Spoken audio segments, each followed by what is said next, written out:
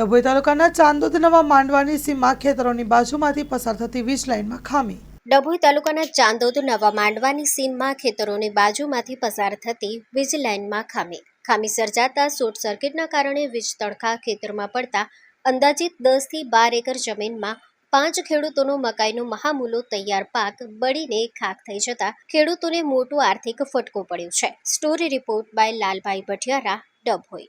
ચાંદોદ માંડવાની ઘટના છે અને અહીંયા લગભગ 10 એકર જમીનની અંદર તૈયાર મકાઈનો પાક હતો અને એ મકાઈનો પાક જીબીના શોર્ટ સર્કિટના કારણે આગ લાગી ગઈ. એના કારણે બધી જે 4-5 ખેતર આખા આવી ગયા અને 10 એકર જેવી મકાઈ જે હતી એ અત્યારે આ તૈયાર માલ બધો ખલાસ થઈ ગયો છે. કયા વિસ્તારમાં? માંડવા 10 એકર જેવી જમીન. કેટલા ખેડૂતો? લગભગ 5 ખેડૂતો. એ ખ્યાલ કેવી રીતે આવ્યો અકસ્માત? એ હરગ્યો એટલે લોકો કામ કરતા હતા, એ લોકો ખ્યાલ આવ્યો, પણ તે સુધીમાં પવન હતો એટલે એકદમ આગ પકડી દીધી અને એના કારણે એકદમ સડીને ખાક થઈ ગઈ પડી. આર્થિક નુકસાન થયું છે. શું એમજીવીસીએલને શું કહેશો?